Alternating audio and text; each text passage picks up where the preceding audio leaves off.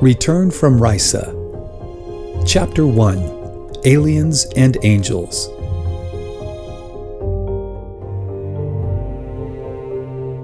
Candidate found possible likely study. Authorized test and tag have I. Ship crew 5. Waiting of darkness assessment make.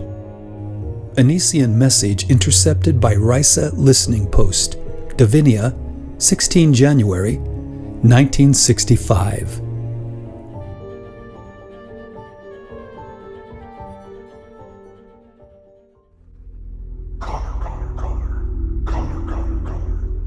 The loud whisper echoed in his head.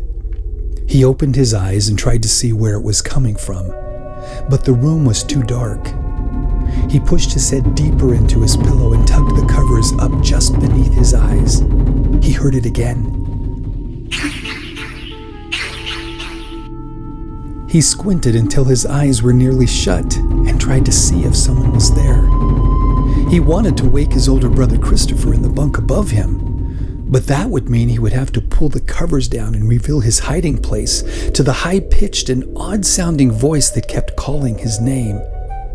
He felt his chest tighten and the muscles of his upper body contract, seeing only darkness and hearing nothing but the beat of his heart.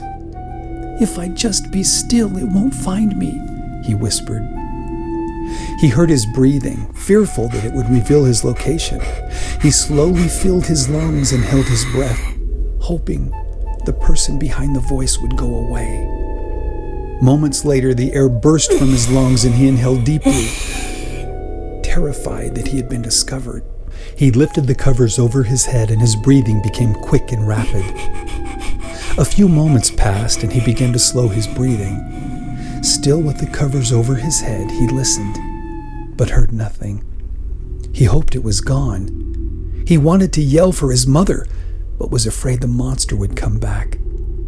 The heat and humidity from his breathing caused his tented hiding place to become too hot. He slowly lowered the covers just enough to allow his eyes to peer through, but it was still too dark to see. "Maybe it is gone," he said as his eyes began to close. A thought entered his mind, a memory of a few days earlier, when the dark ghost appeared one day in his room. It was standing a few inches above the floor, tucked into the corner when Connor first noticed it.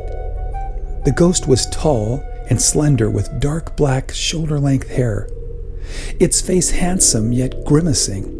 Its eyes were dark and deep-set, staring intently into the room. When Connor noticed the being, his immediate reaction was to wave hello. It looked odd for an evil spirit to be startled, especially by a small boy. The dark spirit wrenched its head, jerking its face toward Connor. With its eyes wide, it looked at him and demanded, "Can you see me?"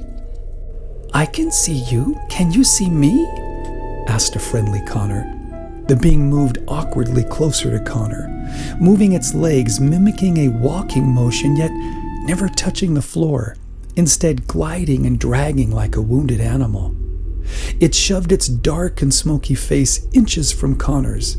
"I know who you are, little boy," it said in a scowling voice. "I've known you from the beginning." The dark spirit lifted its right hand, stretching its dim and twisted fingers toward Connor's face. Suddenly, Connor's mother walked into the room, and the spirit winced, shielding its face from her with its transparent arm as if her very presence was repelling. It turned and fled through the outside wall. And now, Connor wondered if it was back. He tried to keep his eyes open, but the lids began to shut. Each time they covered his eyes, they bounced back up, until finally the weight of each eyelid was too much to hold up. The last thing he heard as he felt himself drifting off to sleep was the echoing whisper, "Connor, Connor, Connor, Connor, Connor, Connor." He opened his eyes, wide and awake. He sat up in his bed. He slid his legs off the bed and stood in the darkness without bending over to make sure there was not a monster under the bed, something he always did. Instead, he began to walk in the darkness and the darkness did not seem to affect his typical anxiousness or ability to move. He was now listening to the voice in his head. Come with me, little boy. Let us play, the voice said. Connor left the bedroom and began walking down the long, narrow hallway, passing his baby sister's room and then his parents'. Yes, listen my voice. It bring you to me. We will play, it whispered in his mind. The kitchen floor was cold on his bare feet, but he kept walking, listening to the voice. The back door was ajar, just enough for the crisp breeze to cause him to shiver, but just for a moment. He opened the door and looked across the walkway and saw the side door into the garage. It was open. Yes, you almost here, friend. Go in garage. We wait for you. We play with you, said the enticing and luring voice. As he stepped onto the cold, hard concrete, another voice began to speak to him. Connor, you are a big boy. Do not listen to their voices. They are not friends. Listen to me, and I will tell you what to do, said the familiar, soft, and comforting voice. The first voice seemed to push the other aside as it spoke with a more harsh and commanding tone. Come in garage now. Listen me. We must play. As Connor entered the garage, he suddenly recognized where he was, and it was dark, dusty, and terrifying. He knew there would be bugs and spiders in there, creatures he always avoided.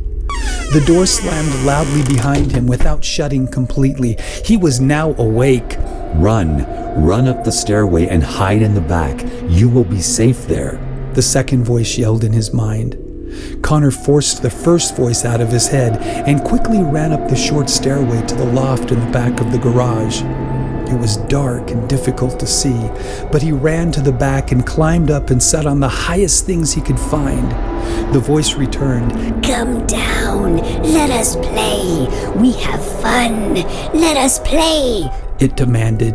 Connor placed his hands over his ears and, shaking his head, began to cry. Mommy, I need you. Mommy.